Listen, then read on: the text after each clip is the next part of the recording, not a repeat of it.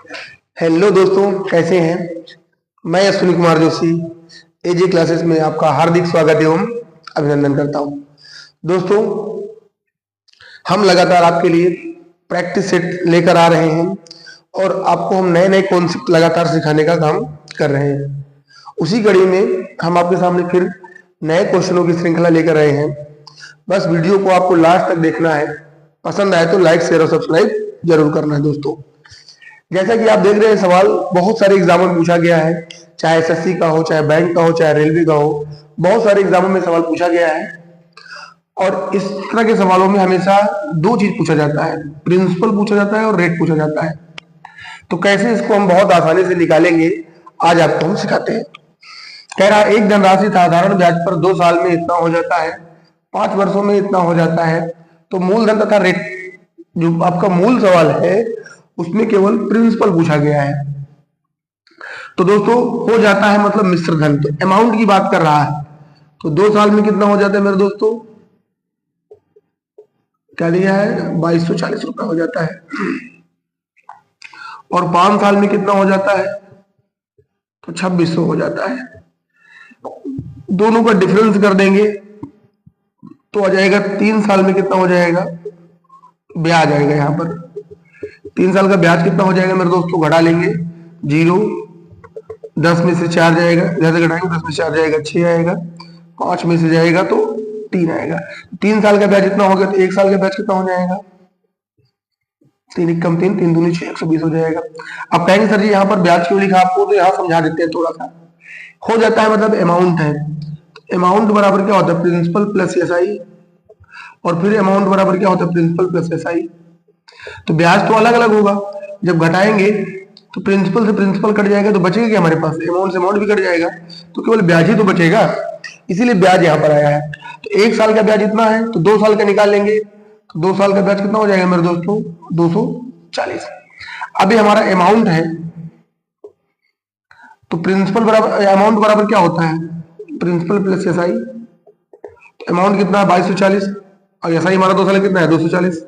घटा दो तो हमारा प्रिंसिपल आ जाएगा, कितना आ जाएगा 2000।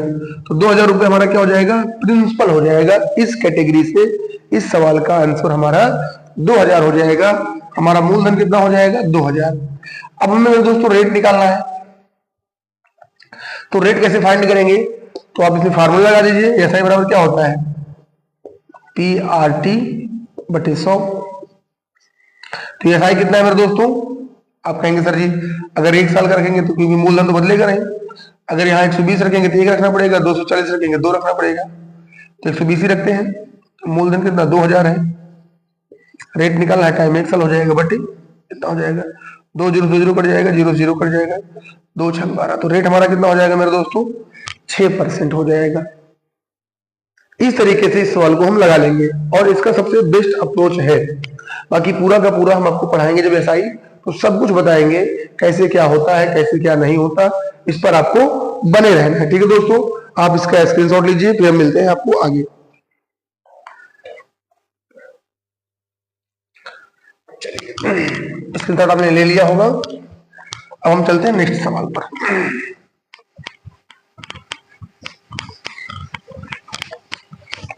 बस आपको चैनल को लाइक शेयर और सब्सक्राइब करते रहना है। दोस्तों, अगला सवाल एवरेज का है।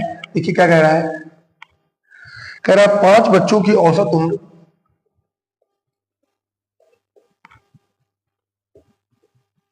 एवरेज उम्र 12 है, 12 वर्ष है। यदि उसमें से 4 की बच्चों की उम्र, यदि उसमें से 4 बच्चों की उम्र, 4 बच्चों की उम्र क्रमशः 6 साल, 11 साल, 13 साल एवं 16 साल है, तो 5वें बच्चे की उम्र कितनी होगी।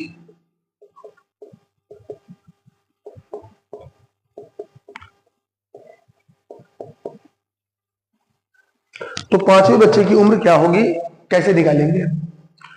तो हमें 5 बच्चों की औसत उम्र दे रखा है, ये सवाल भी बहुत सारे एसएससी, बैंक, रेलवे में इस कैटेगरी के सवाल पूछे जाते हैं।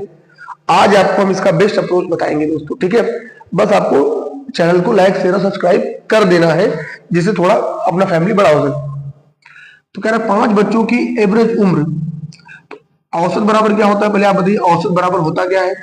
तो आप कहेंगे औसत बराबर होता है पदों का योग बटे पदों की संख्या, पदों का योग बटे पदों की संख्या। तो 5 बच्चे हैं, संख्या दिया है, औसत भी दे रखा है, तो हम 5 बच्चों का योग निकाल लेंगे। 5 बच्चों का योग कितना हो जाएगा मेरे दोस्तों, 12 पंजे 60 हो जाएगा। अब 5 बच्चे में से 4 बच्चे का हमें दे ही रखा है, 4 बच्चों की हमें दे रखा है मेरे दोस्तों। देखिए 4 बच्चों की उम्र दे रखा है, 1 2 3 4 का दे रखा है, सबको जोड़ लो। तो 6 11 6 17 17 13 30 और 40 हो जाएगा, 30 ही होगा, 17 13 30 30 10 40 6 46 हो जाएगा। 46 प्लस 4 बच्चों को हो गया, 5वें को हम x मान लेंगे 60। x बराबर कितना हो जाएगा, 60 माइनस 46, घटा दो मेरे दोस्तों कितना आ जाएगा, 14। तो 5वें बच्चे की उम्र कितनी हो जाएगी मेरे दोस्तों, 14 साल हो जाएगी। इस प्रकार इस सवाल को हम आसानी से कर सकते हैं। अगर आपको एवरेज पता है, एवरेज बराबर क्या होता है, तो आप इस सवाल को बहुत ही आसानी से लगा सकते हैं, विद इन समय में लगा सकते हैं। ये तो हमने लिख दिया है, लिख कर समझा रहे हैं, क्योंकि हमें समझाना है आपको, क्योंकि ये सवाल बहुत सारे एग्जाम में आया है, तो आपको बेनिफिट मिलेगा ही मिलेगा, ठीक है। आप इसको लिखिए, फिर हम आपको अगले सवाल पे ले चलते हैं।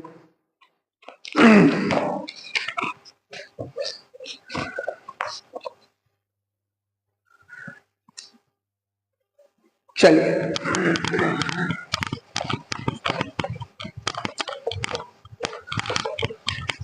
ये सवाल देखिए दोस्तों, अगला सवाल किसका है, अनुपात का सवाल है। क्या कह रहा है देखिए, कह रहा है 700 रुपए को एबीसी में इस प्रकार बांटा गया, एबीसी में इस प्रकार बांटा गया कि ए को बी का आधा, ए को बी का आधा एवं बी को सी का आधा, एवं बी को सी का आधा मिला, मिला तो सी का मान, सी को कितना मिला, ऑप्शन है 2 3 4 5, ऑप्शन में लिख देते हैं।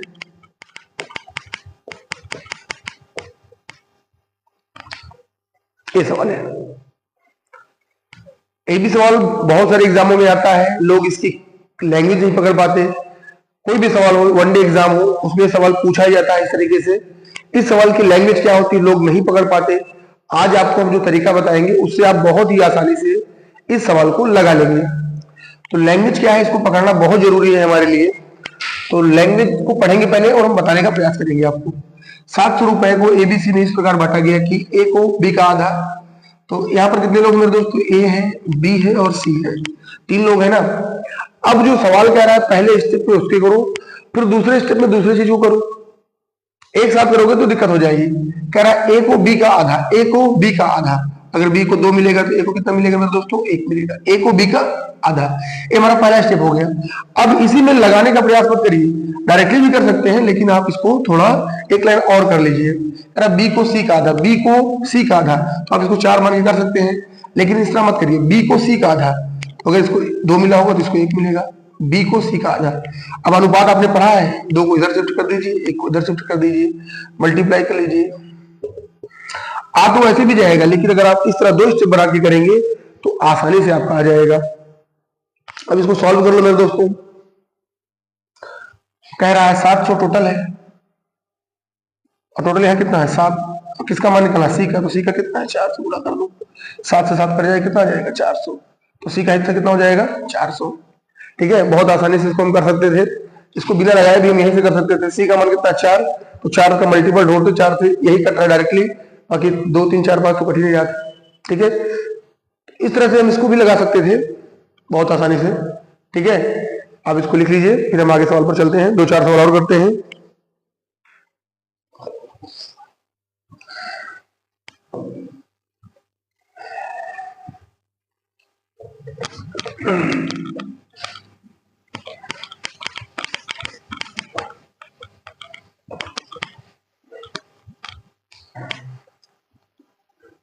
कह रहा है दोस्तों, देखिए एक सवाल, ये भी बहुत अच्छा सवाल है। कह रहा 50 व्यक्ति 36 मीटर लंबी नहर की खुदाई, 25 व्यक्ति 36 मीटर नहर की खुदाई एक दिन में कर सकते हैं। एक दिन में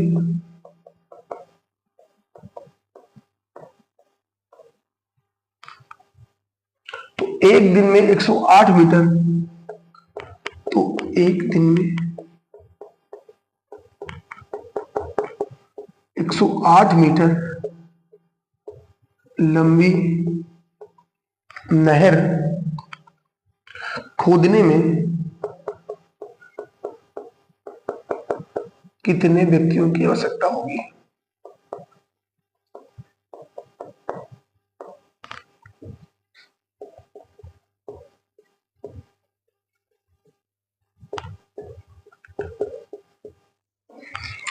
मेरे दोस्तों, ये भी सवाल बहुत सारे एग्जामों में पूछा गया है, चाहे एसएससी का एग्जाम हो, चाहे बैंक का एग्जाम हो, चाहे रेलवे का एग्जाम हो, सारे एग्जाम में इस तरह के सवाल पूछे जाते हैं। और आज आपको हम इसका बेस्ट अप्रोच बताएंगे, इसका बेस्ट टेक्निक ट्रिक बताएंगे आपको, जिससे आप कभी सवाल गलत नहीं कर पाएंगे, न रखना पड़ेगा। ये सवाल हमारा दोस्तों किसका है? तो मिक्स्ड प्रोपोर्शन का है। सबसे पहले आपको समझना पड़ेगा, ये सवाल हमारा मिक्स्ड प्रोपोर्शन का है। और मिक्स्ड प्रोपोर्शन में केवल एक कॉन्सेप्ट है कि काम नीचे रहेगा, बाकी सब ऊपर रहेगा। इस चीज को ध्यान रखना, काम नीचे बाकी सब ऊपर रहेगा, तो उससे हमारा सवाल आसानी से लग जाएगा।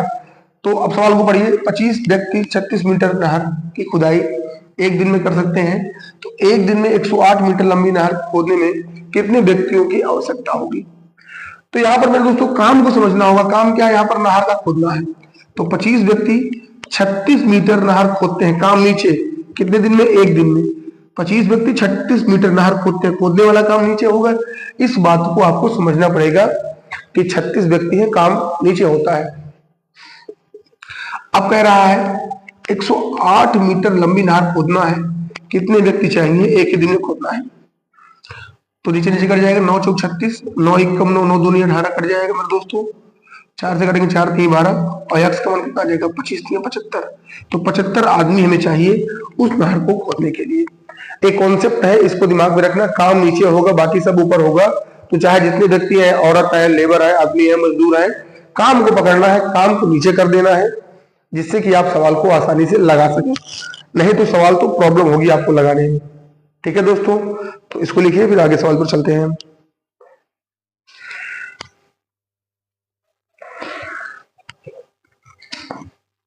हो गया होगा दोस्तों? दोस्तों समझना पड़ेगा, थोड़ा चैनल को लाइक शेयर और सब्सक्राइब करते रहिए। हमें पता है कि आप पूरा वीडियो भी नहीं देखते हमारा, इसलिए हम कट करके डालते हैं, ताकि देखिए एक बार आप पूरा देखकर विश्वास तो जताइए, आपको अल्टीमेट फायदा होगा। अगला सवाल देखिए, ये भी एवरेज का सवाल है। कह रहा 5 संख्याओं का औसत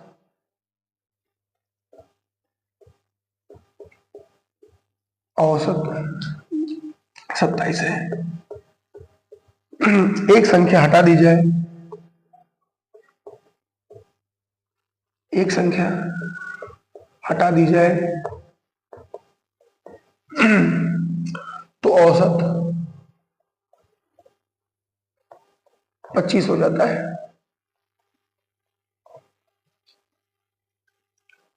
संख्या निकाली गई, संख्या बताइए, निकाली गई संख्या बताइए। मेरे दोस्तों इस सवाल को हम 3 से 4 तरीके से कर सकते हैं। ऑप्शन है 15, 25, 35, 45, ऑप्शन तो है ही हमारे पास। बाकी इस सवाल को हम 2 से 3 तरीके से लगा सकते हैं, और हम आपको 2 से 3 तरीके दोनों बताने वाले हैं। आपको देखना है कौन सा बेस्ट है, उसी को अप्लाई कीजिएगा आप। ठीक है, तो अभी इस सवाल को हम कितने तरीके से लगा सकते हैं, आइए हम इसको देखते हैं। बाकी सवाल बहुत सारे एग्जाम में पूछा ही गया है। तो सबसे पहले देखिए इसका मेथड वन, इसको हम फार्मूला से लगाते हैं जो हमारा बेसिक है। तो आपको पता है एवरेज बराबर क्या होता है मेरे दोस्तों, पदों का योग बटे पदों की संख्या। तो कह रहा है 5 संख्याओं का औसत 27 है, तो योग कितना हो जाएगा 5 का, मल्टीप्लाई कर दो, 20 पंचे 100, 7 5 35, 135 हो जाएगा। एक संख्या हटा देंगे तो बचेगी कितनी संख्या, 4 संख्या। 4 संख्या का औसत कितना है 25 है, तो 4 संख्या का योग कितना हो जाएगा 2500 का 100, घटा दो तो एक संख्या आ जाएगा, एक संख्या का मान कितना हो जाएगा 35, तो हमारी हटाई गई संख्या कितनी हो जाएगी 35। इसको तो हमने फार्मूला से लगाया है, ये भी आसान है, आसानी से लग जाता है इससे, ठीक है। अब इसका देखिए मेथड 2, इस तरह से फार्मूला है, आपको आता होगा, नहीं आता तो समझ लीजिए कैसे लगता है। एक तरीका होता है एवरेज का, जिससे हम बताते हैं आपको। देखिए 5 संख्या टोटल है, इसका औसत कितना है मेरे दोस्तों 27 है, और एक संख्या हटा देंगे, उसी का पूछ रहा है, तो 4 संख्याओं का औसत कितना हो जाता है 25 हो जाता है। तो मेरे दोस्तों 27 है, हमारा औसत कितना 27 है, 27 मान लो। इससे निकल रहा है, ये निकल रहा है और इससे कम हो जा रहा है।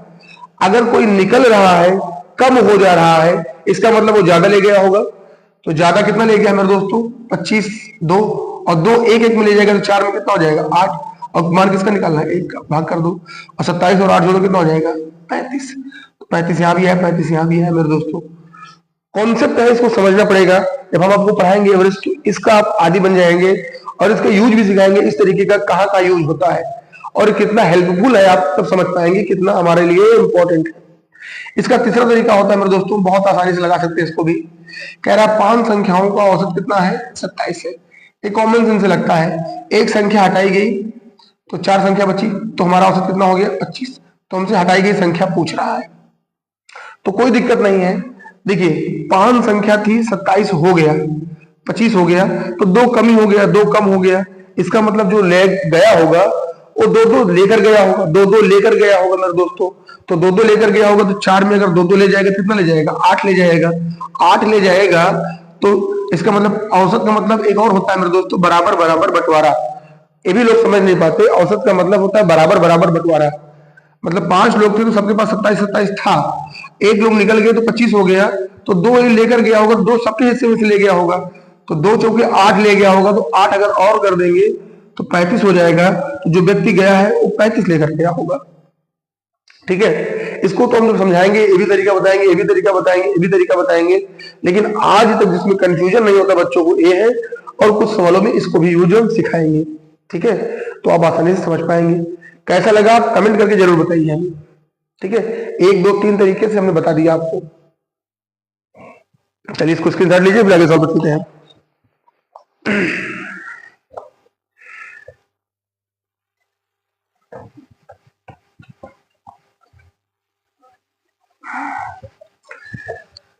लाइक शेयर सब्सक्राइब करिए, आपके लिए तो हम बहुत सारे तरीके लाएंगे दोस्तों, ठीक है। बहुत सारे तरीके, इतने तरीके कि आप यकीन नहीं मानेंगे, आप कहेंगे इतने तरीके हो सकते हैं, हमें पता ही नहीं था।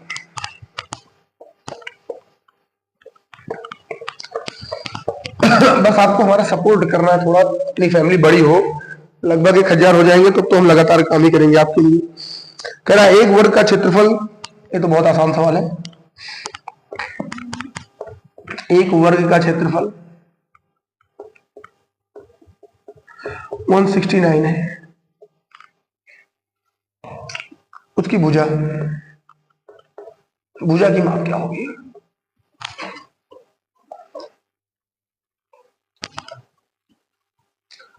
तो मेरे दोस्तों वर्ग का क्षेत्रफल कितना होता है, भुजा का स्क्वायर होता है, ए का स्क्वायर होता है, 169 है, तो ए का मान कितना हो जाएगा 13, ये हमारी भुजा हो जाएगी। ये बहुत आसान सवाल है, इसमें कोई दिक्कत ही नहीं है, आपको विद इन सेकेंडों में लगा सकते हैं, आप ओरली भी कर सकते हैं इस चीज को। लिख लीजिए इसको भी।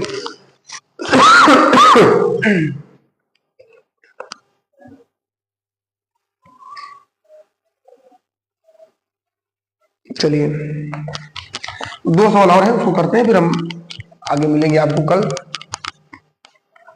ये प्रैक्टिस सेट की सवाल है, इसलिए हम रैंडम आपके लिए प्रैक्टिस सेट लेकर आ रहे हैं जो थोड़ा आपको फायदा दे सके।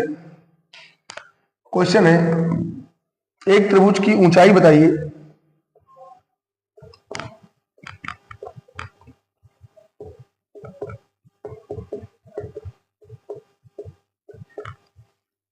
जिसका क्षेत्रफल 45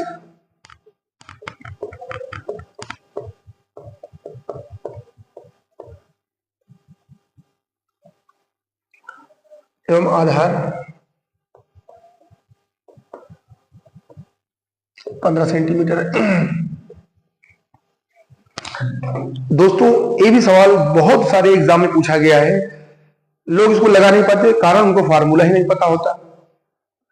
तो फार्मूला आपको बताते हैं और इसका कॉन्सेप्ट भी बताते हैं। एक त्रिभुज जैसे मान लीजिए, ए इसकी अगर ऊंचाई है और ए इसका आधार है, तो फार्मूला होता है त्रिभुज के क्षेत्रफल का 1/2 आधार गुणे ऊंचाई। तो मेरे को तो क्षेत्रफल आपको दे रखा है, क्षेत्रफल यहाँ में क्षेत्रफल लग दीजिए 45 1/2, आधार भी दे रखा है 15 और ऊंचाई हमें निकालनी ही है। तो 15 तिया 45 और 2 तिया 6, तो 6 सेंटीमीटर उसकी ऊंचाई हो जाएगी। इस तरीके से इस सवाल को हम लगा सकते हैं। बहुत आसान सवाल है, विद इन सेकेंडों में सवालें लग जाती हैं, कोई दिक्कत की बात ही नहीं। बस आप हमें सपोर्ट करिए, लाइक करिए और शेयर करते रहिए। इस पर कंजूसी बिल्कुल मत करिए। हमारे यूट्यूब पर जाइए, यूट्यूब को सब्सक्राइब करिए, दोस्तों तक शेयर करिए। देखिए कितना मेहनत कर रहे हैं। बहुत जल्द हम कोर्स भी लाएंगे आपके लिए, पूरा पूरा पढ़ाएंगे। थोड़ा मनोबल बढ़े हमारा भी। तो आप बड़े बड़े लोगों की सपोर्ट करते हैं, हम लोग का सपोर्ट ही नहीं करते। चलिए इसके स्क्रीनशॉट लीजिए, फिर आगे चलते हैं। एक सवाल और है दोस्तों, फिर हम ये सवाल जितना भी कराना है, देखिए बहुत जल्द अपना सपोर्ट करिए। तो हम लोग आपके लिए स्मार्ट बोर्ड भी खरीदने के प्लान में है, आने दीजिए, वो भी आ जाएगा, तो फिर उस पर भी हम काम कर रहेंगे। कह रहा है एक धनराशि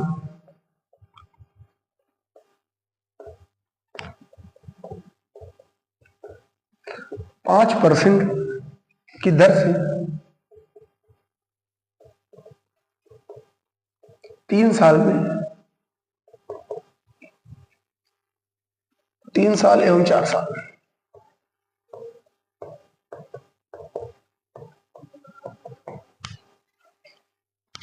3 साल एवं 4 साल के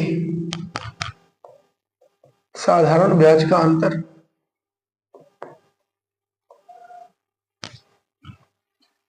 42 रुपया है।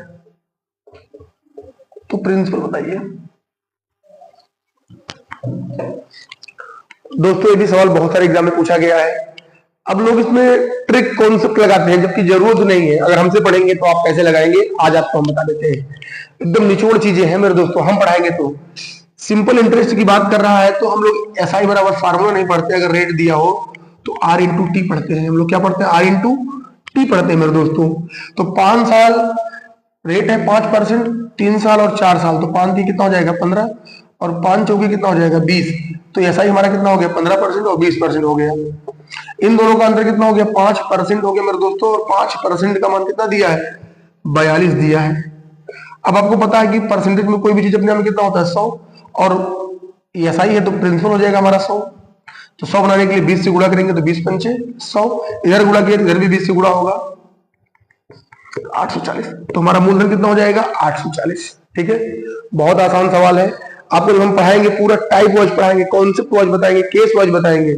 बस हमें आपका सपोर्ट चाहिए दोस्तों। वीडियो को लाइक शेयर और सब्सक्राइब करिए, अपने दोस्तों तक फैलाइए इसको, जिससे अपना छोटा सा परिवार बड़ा हो सके। बस ठीक है, फिर मिलेंगे नेक्स्ट क्लास में नेक्स्ट जोश और जुनून के साथ। तब तक के लिए धन्यवाद।